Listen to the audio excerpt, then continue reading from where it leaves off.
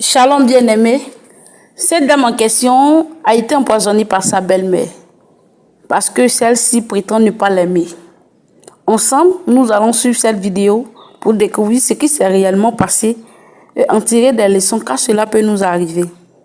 N'oublie pas de laisser ton avis en commentaire. Merci. Aujourd'hui sur ce plateau. Alors moi je suis Roland et puis juste en face vous avez le pasteur Tchoumou et des frères et sœurs dans la foi. Merci de passer sur le plateau de Point d'accord. La première question que je voudrais vous poser, est-ce que vous avez une idée de ce pourquoi vous êtes avec nous aujourd'hui? Non, pas vraiment. Pas vraiment. C'est une surprise. D'accord. Est-ce que vous reconnaissez la dame qui est juste à côté de vous? Oui, bien sûr, c'est mon épouse. C'est la femme de mon fils, Stéphanie. Alors, monsieur, dites-moi, les rapports entre vous et votre femme, aujourd'hui, comment est-ce que les choses vont entre vous et votre épouse? Eh bien, je dirais, ça va. À part qu'elle a été un peu souffrante, ça va. Ça va. Et vous, madame, comment est-ce que les choses se passent entre vous et votre belle-fille? On sait généralement que ce n'est pas vraiment facile tout le temps. Mais comment est-ce que les choses se passent entre vous et votre belle-fille? Bon, c'est l'épouse de mon... Ce que je retiens, c'est l'épouse de mon fils. Donc, je suis Solange, la mère à Marc-Antoine. Et c'est son épouse qui est Stéphanie. D'accord. Est-ce que vous avez de bons rapports? Est-ce que vous échangez tout le temps? Est-ce que la communication passe? Bon, ça va. Alors, Stéphanie vous a convoqué aujourd'hui sur ce plateau pour échanger en famille. D'accord? Elle a un poids sur le cœur et elle voudrait se décharger.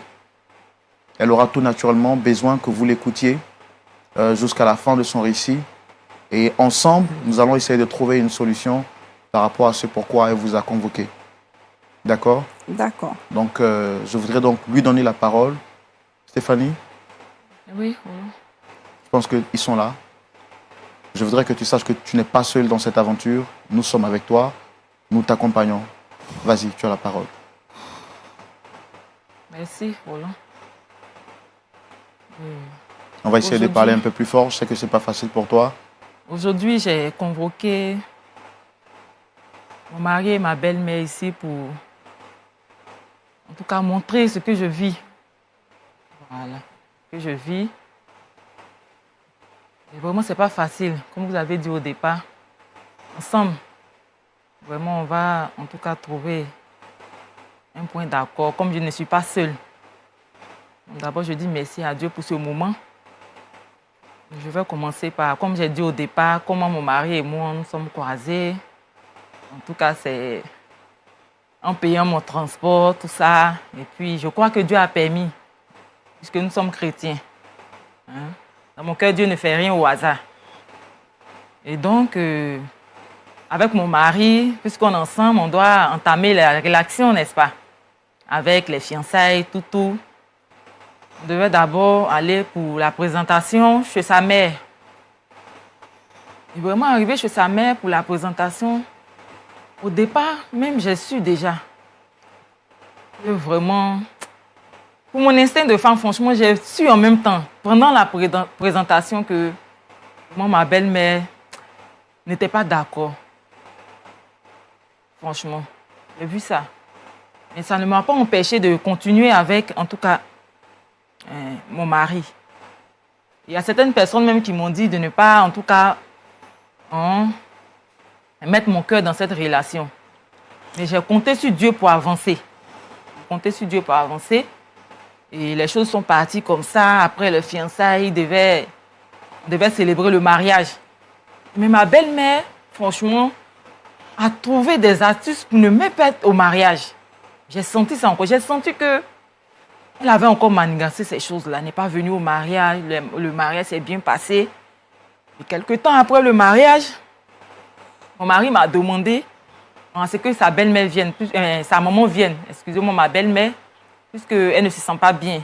Elle doit venir pour des soins chez nous. Parce que là-bas où elle est, les médecins là-bas, il n'y a pas trop de matériel pour s'occuper d'elle là-bas. Donc, elle doit venir ici. Franchement, ma belle-mère est arrivée.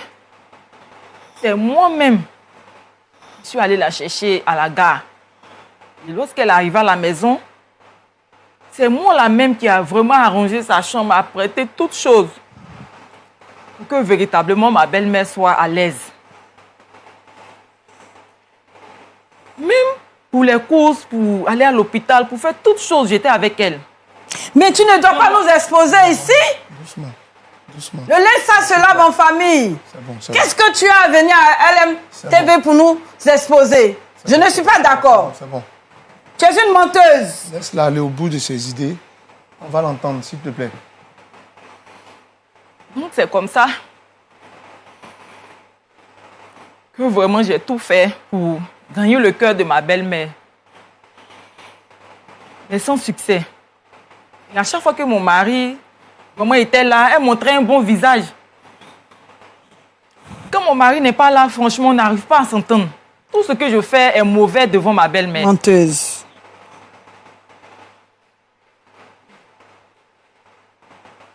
Tout ce que je fais n'est même pas bien devant ma belle-mère.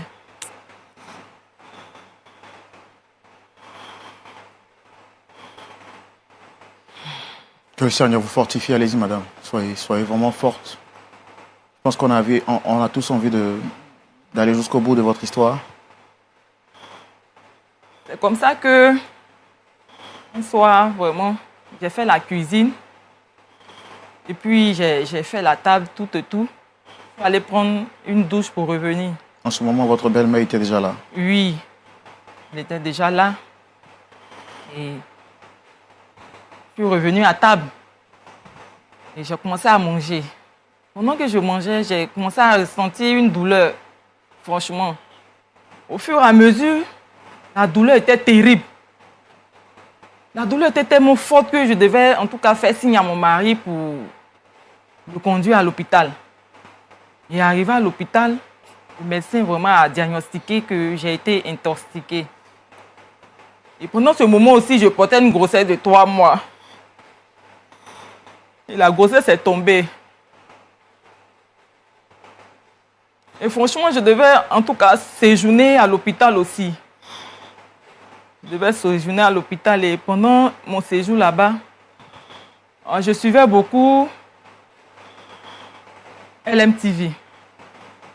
Je suivais beaucoup LMTV pour en tout cas garder mon cœur et pour en tout cas entretenir mon esprit.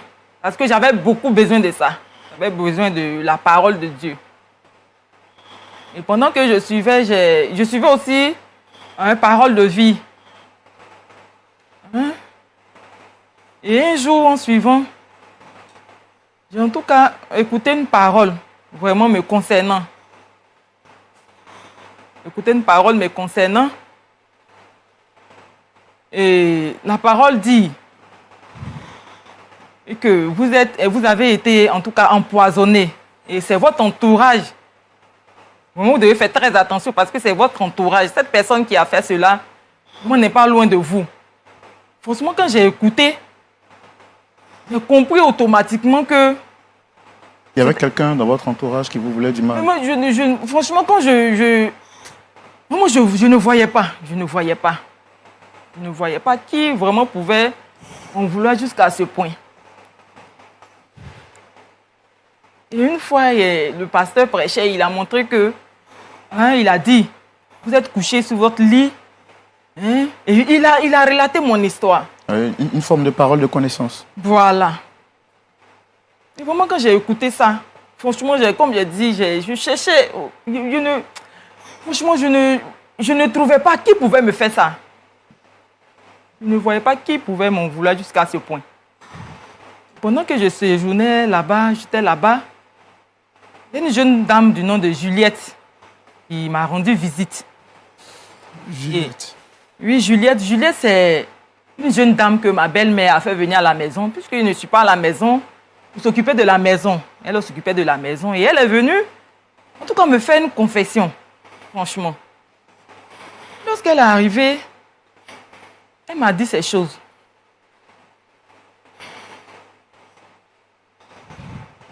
Qu'est-ce qu'elle vous a dit exactement?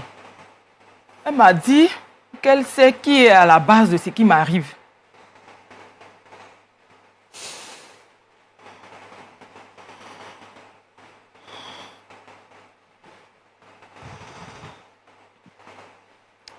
Elle m'a dit que c'est ma belle-mère.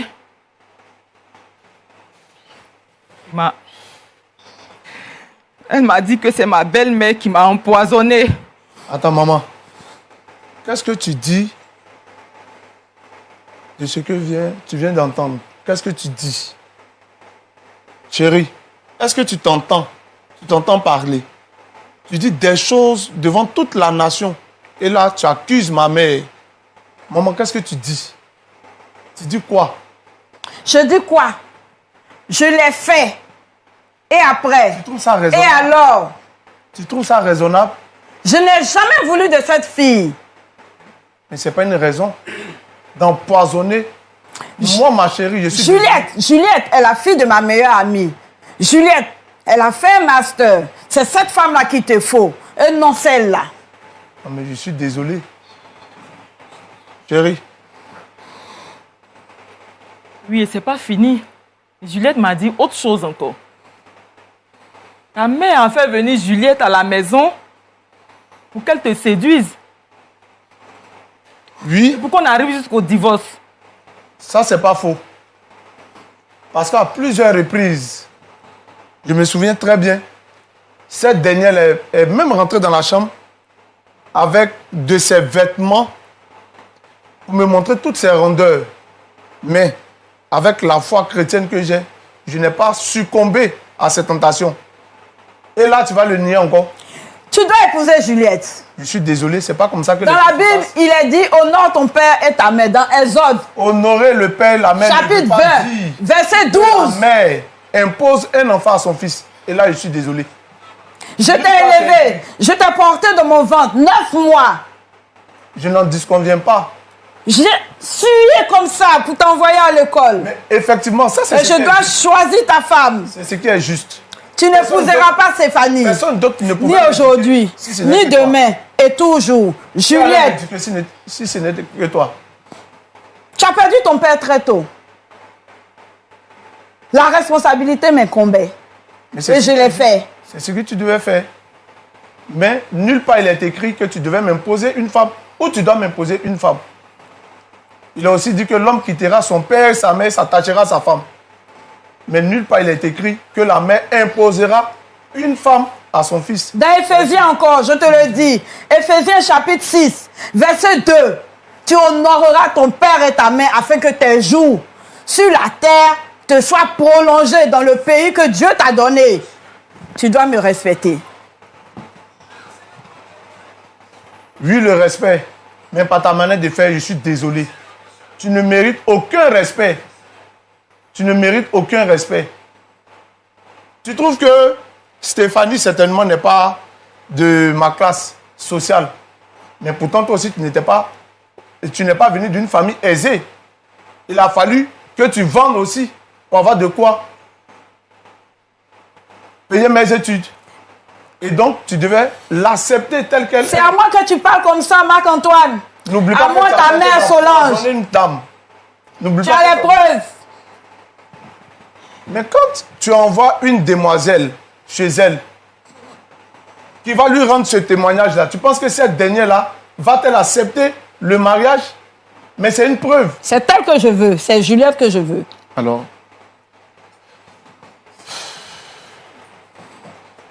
c'est déplorable. Vraiment déplorable. madame, à vous entendre parler, vous êtes chrétienne et vous maîtrisez la Bible. Pourquoi est-ce que vous êtes arrivé jusqu'à ce niveau? Pourquoi tenter de mettre fin à la vie de quelqu'un simplement parce que vous ne l'aimez pas? J'ai tout essayé. Mon fils ne comprenait pas. La preuve, à leur mariage, je ne suis pas partie. Je n'ai pas été présente. parce que ça ne m'intéressait pas. J'ai toujours dit qu'il va épouser Juliette. Et la mère de Juliette était d'accord. Et jusqu'à ce qu'il verse ma figure par terre pour épouser cette fille que vous voyez aujourd'hui là. La Stéphanie en question. Je ne veux pas. Je ne veux pas. Il faut qu'il me respecte. Cette Stéphanie-là, j'ai traversé beaucoup de moments difficiles avec elle. Ton accord avec la maman de Juliette n'est pas mon accord.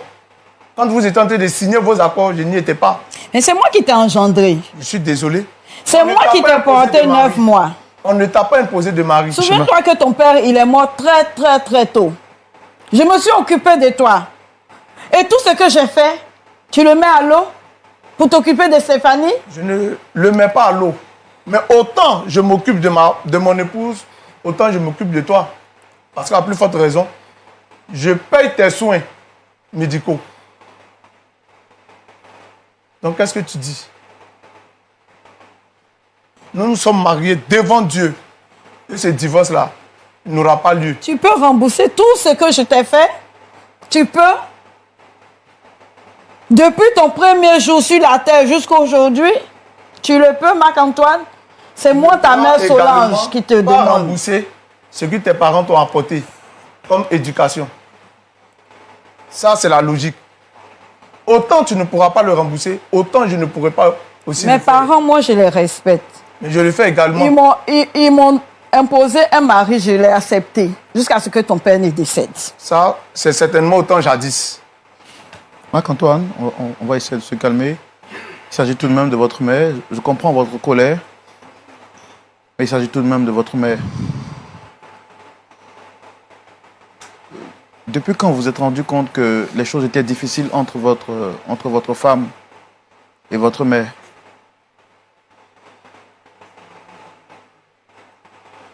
Il faut dire que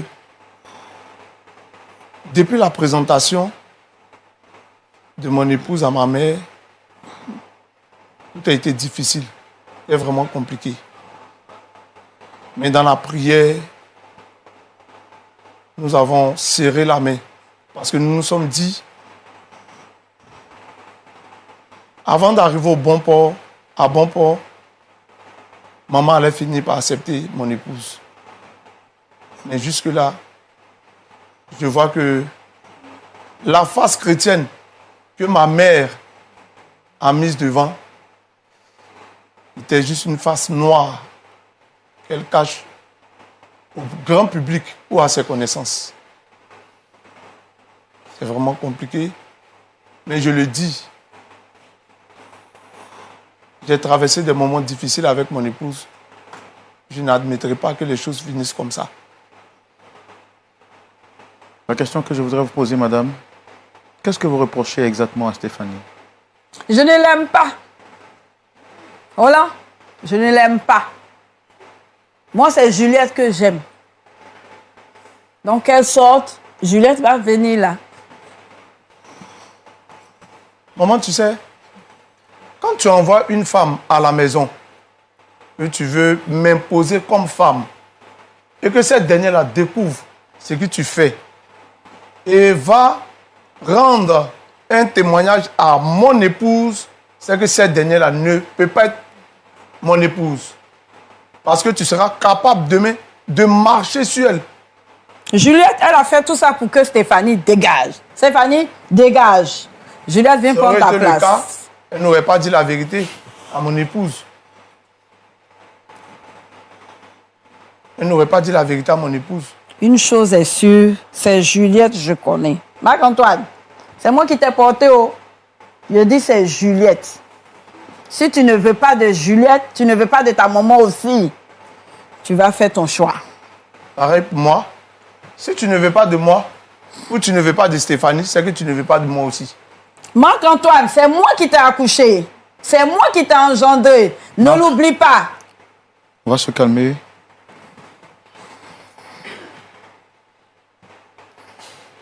Bébé, que ce soit compliqué ou pas, Franchement, je ne vais plus retourner à la maison avec ta mère. Je ne vais plus retourner à la maison avec ta mère. Tu dois trouver une solution à ce problème. Tu sais, j'ai vraiment besoin de toi.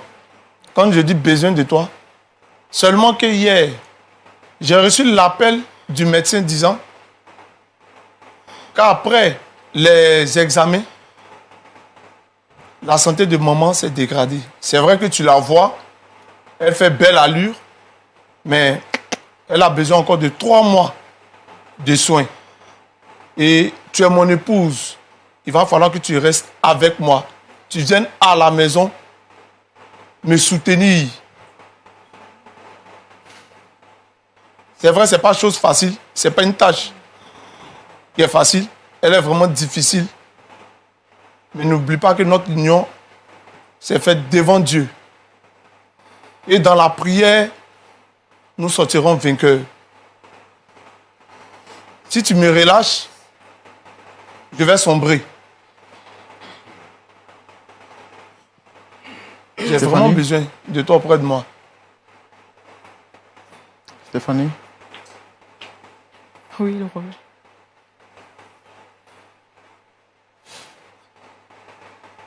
Votre mari vous demande de comprendre cette situation et de faire l'effort de retourner à la maison. On ne peut pas retourner à la maison. Prends tes affaires et puis Ma pars. belle-mère à la maison, je ne retourne pas à la maison. Parti. Oh, c'est Juliette, je connais. Juliette ira avec ses bagages d'où elle vient. Celle qui ira à la maison, c'est Stéphanie. Depuis le bas âge, vous êtes ensemble, Juliette et toi. Tu as vu Stéphanie, tu as oublié Juliette. Chérie, je t'implore. Et moi alors? Pour l'ordre que tu as posé, tu n'as pas besoin d'être imploré, je suis désolé. Tu n'honores pas ta mère. Ta mère qui a tout fait pour toi. Nulle part ailleurs, il est écrit Marc-Antoine. qu'une mère a le droit d'empoisonner l'épouse de son fils. Nulle C'est pour part. que Juliette vienne s'asseoir. Ah, c'est ça là, c'est le problème. C'est à faire. Tu ne me diras pas que ils ont empoisonné la femme de ton mari pour que tu viennes t'installer. Alors, je comprends que cette situation soit vraiment difficile. Marc, je ne voudrais pas que vous parliez de la sorte à votre mère. Même s'il est vrai que, voilà, peut-être que vous n'êtes pas d'accord par rapport à ce qu'elle a fait. Après tout, elle reste vraiment votre mère. Et je vous demande de rester un peu calme dans vos propos à l'endroit de votre mère. Stéphanie, je comprends que ce soit difficile, ce que vous traversez comme situation. Je sais que ce n'est pas du tout facile. Dame Solange, votre fils veut rester avec sa femme. Roland, qu'il choisisse. Entre moi, sa mère Solange, et ça a quelque chose de Stéphanie. Elle est humaine avant d'être quelque chose. Non, c'est Juliette, tu le connais. Oh. Pasteur, Oui, on assiste à un débat non point fini. vraiment, hein? Les choses sont compliquées. Vraiment compliqué. Marc-Antoine, qui d'apparence est très timide, était obligé de sortir de ses gants pour défendre son épouse. C'est cela. Et le problème, c'est qu'il est confondu, en fait, qui choisit entre sa mère, qui est malade, et le docteur lui a demandé de la garder encore pour 3 mois.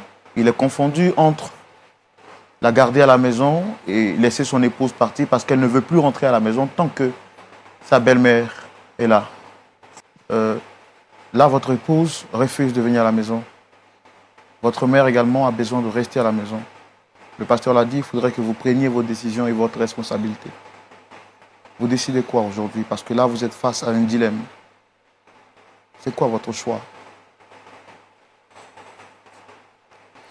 Ma mère, avant de venir habiter avec nous, était au village où il y a aussi des médecins. Même si ces derniers ne sont pas qualifiés, comme peut-être elle le pense, je pense, pour sauver mon foyer, ma mère va tranquillement retourner. Elle retourne au village, et puis là, peut-être on va prendre un médecin pour la suivre, pour sauver vraiment mon foyer. Marc-Antoine, Oui, je le dis. tu vas oser renier ta maman? Je ne te réunis pas puisque je m'occupe de tes soins. Et c'est ce que tu es en train de faire. C'est ce que tu es en train de dire. Je ne te réunis pas, mais je sauve mon foyer. Par rapport à moi qui t'a engendré 9 mois, j'ai suivi tes premiers pas. Je t'ai donné à manger. Les premiers pas aussi ont été suivis. Quand tu étais Ne tout me petit. compare pas, mes parents ne m'ont pas fait ça. Mais toi, tu ne m'honores pas. Tu ne me respectes pas.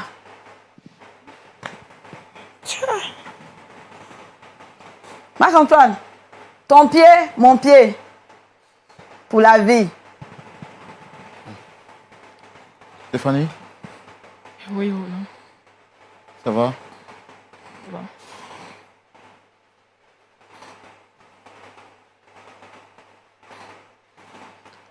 Situation vraiment complexe, situation difficile, une solution difficile à trouver. Je pense que la lumière de la parole de Dieu nous permettra d'avoir un esprit plus éclairé par rapport à cette situation. Pasteur Tchoumou, Oui, mon cher Roland. waouh. Je dis waouh parce que moi-même, je suis vraiment dépassé. Mhm. Une situation très complexe. Vraiment. Notre ami Marc-Antoine est entre deux feux. Qui choisit entre sa mère, qui a tout fait pour lui alors qu'il a perdu quand il avait perdu son père, et son épouse qui est victime des sentiments de sa belle-mère. Pasteur, vous avez la parole. Je vais demander à Madame Solange, Solange de comprendre que ton fils n'est pas toi. Même si tu l'as mis au monde, tu l'as porté 9 mois dans ton ventre et que tu l'as élevé, tu l'as nourri, tu l'as soigné, tu l'as scolarisé, tu l'as éduqué. C'est le rôle que Dieu nous donne en tant que parents. Moi, mon père et ma mère m'ont donné une éducation. Ben, je suis marié. Je ne suis pas à la maison avec mon père actuellement. Je ne suis pas à la maison avec ma mère. Je suis à la maison avec mon épouse.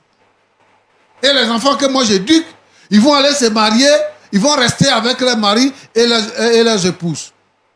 Donc, quand l'enfant devient majeur, votre responsabilité de mère s'arrête.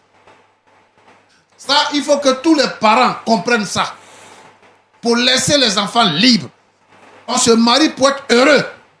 On ne peut pas se marier pour souffrir. Tu es dans ta propre maison et puis tu es esclave. Non, parents, libérez vos enfants. Libérez les enfants. Ils vont vivre heureux. Chacun n'a qu'à vivre dans sa maison. Il faut laisser les enfants, les deux vont vivre dans leur maison. Ils vont connaître la joie. Juliette n'a qu'à trouver un autre mari. Les garçons ne sont pas finis. Très bien. Il peut s'occuper de toi, il s'occupe de toi. C'est l'essentiel. Si ton mari est mort, c'est pas lui qui l'a tué. C'est pas, comment il s'appelle là Stéphanie qui l'a tué. Ton mari là, c'est pas Stéphanie qui l'a tué. Donc elle ne peut pas prendre les pots cassés. Quelqu'un le disait tout à l'heure, que tu cites les versets bibliques, il était écouté, tu es éloquente, c'est bien ça. Roland, oui, pasteur. ce que je veux dire, c'est Marc quoi? Marc-Antoine. Marc-Antoine, ce que je veux lui dire, lui-même, il a trouvé la réponse. Parce que, sur ce plateau-là, j'attendais quand même de voir un petit signe de regret dans le comportement de sa mère. Mais je n'ai pas vu ça. Ta mère, là, elle ne regrette pas ce qu'elle a fait et elle est prête à recommencer. Parce qu'elle dit que elle n'aime pas Stéphanie. Et elle dit, je l'ai fait. Stéphanie dit qu'elle m'a empoisonné. Elle dit, je l'ai fait. Elle assume ce qu'elle a fait. Elle est très dangereuse, ta mère. Si tu la gardes dans ta maison et que ta femme vient à la maison, peut-être tu vas voir la guérison de ta mère, mais tu vas enterrer ta femme. Et moi, je suis opposé à ça. Si c'est 3 mois, il y a 2 choses qu'on peut faire. Soit pendant ces 3 mois, ta femme reste loin de la maison. Jusqu'à ce que tu finisses avec ta mère et que tu l'accompagnes au village. Deuxième chose, quand médecin traitant là, médecin c'est médecin. On a qu'à lui donner les médicaments, il va partir au village là-bas. Elle va prendre les médicaments. De toutes les façons, quand tu es malade là, ce n'est pas tous les jours le médecin va venir te contrôler. C'est pour rester chez toi à la maison. Et puis, de là, elle va respecter les rendez-vous. Si le rendez-vous arrive là, elle va venir. Et puis, Stéphanie doit s'éloigner de ta mère. Elle est une menace pour elle. Aujourd'hui là, elle a fait un aveu. Elle a dit que moi là, je suis assassin. Et que si tu ne te sépares pas de celle-là, je vais la tuer. Mais Stéphanie a une mère aussi. Et elle a un père. C'est pas parce qu'elle est venue te marier qu'elle devient une chose, qu'elle est sans importance. La femme est faite pour se marier. Si la fille de quelqu'un vient marier ton enfant là, ça ne veut pas dire qu'elle est esclave ou bien elle n'a pas de valeur. Parce que le mariage existe. Donc, les uns et les autres doivent se marier. Alors, madame, arrêtez ce que vous faites. Arrêtez ce que vous faites. Par exemple, tu cites les versets bibliques. Si tu étais membre de mon église, j'allais te radier de l'église. J'allais te radier. Parce que tu n'es pas une chrétienne. C'est vous qui êtes dans l'église là, qui mélangez les gens dans l'église. Vous faites semblant d'être chrétienne. Tu fais semblant d'être chrétienne. Tu es une païenne qui est pire qu'une païenne. Parce que voilà les sorciers comme ça qui sont dans l'église. Sorcellerie. Tu pratiques la sorcellerie en plein midi. Parce que tu confesses que tu vas la tuer. Ma fille Stéphanie, tu as la chance. Le Seigneur est avec toi. Donc, ne crains rien. Elle est déjà vaincue. Elle ne peut rien faire contre toi. Donc, ne crains rien. Deuxième chose, tu as la chance parce que ton mari t'aime. Et il nous l'a prouvé. Ici, il nous l'a prouvé qu'il t'aime. Ce qui fait le bonheur d'une femme, c'est de savoir que son mari l'aime. Si ton mari t'aime là, c'est l'essentiel.